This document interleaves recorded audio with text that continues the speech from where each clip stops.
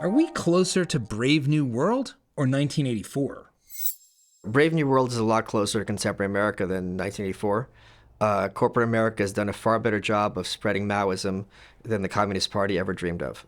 You have struggle sessions regularly. We've all probably seen examples online where everyone in some kind of Zoom call has to get up and denounce themselves as a racist under penalty of losing their job or having trouble in the law school or something. So it's much more efficacious to use persuasion, pleasure, and other mechanisms than to use brute force. In fact, one of the reasons I am so hopeful is that when an agency is forced to resort to brute force, that's a sign of its weakness, not its strength. Because people in the middle who don't really have opinions at all, when they see brute force being used, inherently tend to turn away. Apologies for sounding like a boomer, but this was one of the great epiphanies of Martin Luther King, because many racists who turned on their TV and saw black men and women being attacked with dogs and fire hoses who had to face the consequences of their views were like, okay, I'm as prejudiced as anybody, but I'm not for this. So that is a useful technique. The trucker convoy is another example. When you're forcing the enemy class to show their hand, it's going to alienate a lot of people who would have the comfort of supporting them, what the consequences of what that support actually entails in reality. What do you mean by the enemy class? The enemy class is the organized population who are in charge of any given country, especially in America at a time, who are basically exploiting the resources, including human resources of that country, to further their agenda in nefarious mechanisms and ends. Why do you hate the corporate press? Because if I ask people whose views I agree with, and I ran this as a Twitter poll, which is obviously very unscientific, who would you rather have as the Supreme Court? 9 random Democratic senators or 9 members of the New York Times editorial board? And the poll was overwhelming. So I think that, and also let's talk about like 9 members of the Harvard faculty. The outcome was it was like 80% wanted the senators as opposed to the New York Times. I didn't even bother asking about the Harvard faculty. So there is, I think, within libertarianism, a bait and switch to some extent, where yes, the state is the agency that is empowered to use force, but there is not enough of understanding of how the state gets its authority and its motivation. And a very obvious example is this. Let's suppose I was a Democratic governor and COVID was happening, and I thought the masks weren't going to do much. And I, at the very least, thought social distancing, there's no evidence for this one way or another. It's not going to stop the preventing of COVID. If I said any of those things, I would immediately be eviscerated in the media as someone who doesn't care about mass death, who is comfortable killing all the elderly. And not only my career would be over, but my entire kind of life would be over in a sense, because I would be a pariah everywhere I went. That kind of tells you who's the dog and who's the tail. And we see this because conservatives made a lot of hay out of the fact that people like Gavin Newsom, who's governor of California, Gretchen Whitmer, and certain other Governor Pritzker of Illinois, didn't really abide by these mandates they put into place. What hypocrites? Is it a function of hypocrisy, or is it a function of that to some extent their hands were tied because they had to follow their own marching orders from their media overlords? It could be both. Why does the corporate press wield so much power? The reason the corporate press has the power it does is because we're taught since kindergarten that it's important for us who want to be responsible citizens in democracy to stay informed on the issues of the day. And the easiest way to find out what those issues of the day are is to either watch Fox and CNN or MSNBC or CBS, or read, if you want to be erudite, because trashy people watch TV. I want to be intellectual. I want to be smart. I read the paper. So that not right away I have a little bit of status because I'm reading newspapers instead of watching the news. And what they do is not only do they present what the news is, they also present what your take on it should be. So the headline would be why we should all be concerned about octopus and sushi. So right away you're told, here's the issue. And in the same second, you're told how you should feel about it. So the next day I go to work, and not only am I informed, I also know the correct analysis of the issue. So I'm 2 steps ahead of the layman. Is it natural for an institution to exploit the trust it's earned? I don't know about it being a natural process, but I think once an agency regards itself or is regarded as an arbiter of truth, that creates a great deal of incentives and perversions within that agency.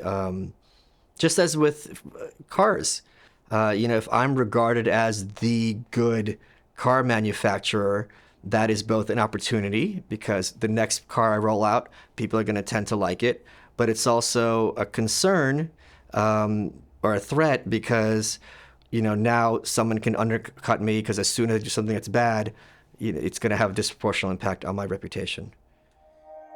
Are you optimistic? I am very optimistic about the future because it is impossible to look at the enemy class and think these are unstoppable foes, that these are impressive people. Why do you have confidence that what comes next will be better? I do think that truth is, by definition, correlated to reality. Lies, by definition, are not correlated to reality.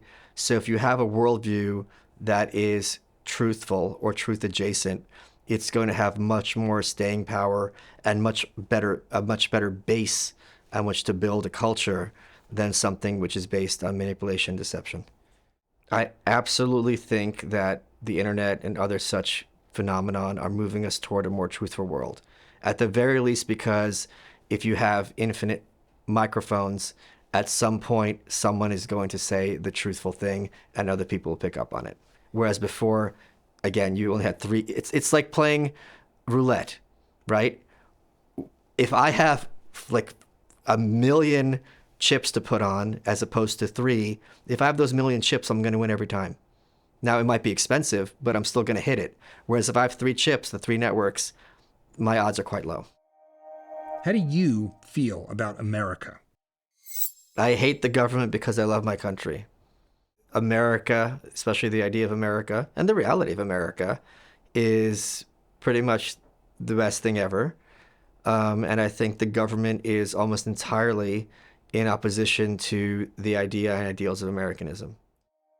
What are the essential American ideas and ideals? I think the ideas and ideals of Americanism are freedom, and admiration and respect for achievement and accomplishment, a great amount of respect for people who are doing the right thing, whatever that might mean, and a basic sense of kindness and amiability, but also going with that, a desire and a capacity to fight for one's values. So you don't believe America is a rotten, racist hellhole? There are no people who think America is a rotten, racist hellhole that should be burned to the ground. They are saying that in order to give them leverage as a mechanism of power. They do not believe this for 1 second. Or else they'd be urgently trying to deport all the minorities in order to save them from this racist, rotten hellhole. As for what informs my view of what America and Americanism is, I suppose I just have to say, being a student of history and doing a lot of reading about the American experiment, certain themes kind of prevail, even though we're talking about disparate peoples over a couple of centuries. Do you trust the mainstream historical narrative around the founding of the United States? Well, I mean, I do trust the narrative insofar as I don't think, for example, the founding fathers were all virtuous men who had a group mind and they all agreed on everything. They were flawed human beings, something conservatives kind of will admit to, but won't really grapple with emotionally or, intellectually. But yeah, I think there's a reason why American culture won the Cold War and is conquering the world peacefully. And that is a function of the superiority of American culture. It's not an accident. How does being an immigrant shape your perspective on America? Yeah, I think my role as an immigrant certainly informs my perspective on Americanism because if my family had left me and we had stayed behind in Ukraine, I certainly wouldn't be anywhere near the position I'm in now as an American citizen. Should we try to salvage institutional trust? If someone wants to increase institutional trust in the federal government, Harvard, and the New York Times, all I can say is I do not share your goals and values. People seem to think that if the government stopped producing clothes, clothes wouldn't be produced. And if overnight somehow, let's suppose government schools vanished, right, through some genie, that everyone would somehow become illiterate and there'd be no capacity to teach people how to learn the future. So we do most certainly need institutions. Any society needs institutions to promulgate food. You know, you need a farming system, you need an irrigation system, you need, learning information about the weather. These are very basic things. But to claim that that means that the institutions that are in place are salvageable or that they should be salvaged, I think that's a non sequitur. Are we actually headed down a path more in line with your values? I am positive that we are heading towards a society more in line with my values, and here's my proof. If I said to someone that 4 years ago, not that long ago, that a large percentage of conservatives would be repudiating the police, they would laugh in my face. This would have been unthinkable because definitionally, conservatives are for the police. They go hand in hand. Now it's a complete given that there is enormous amount of skepticism, if not disdain, among conservatives, both the base and conservative opinion makers, towards the filth. Can America's founding principles survive into the future? They've thrown everything at America they could, including half the country, and they couldn't beat us. They burned down the White House. So I am very optimistic that America is here for the long haul in some form or another.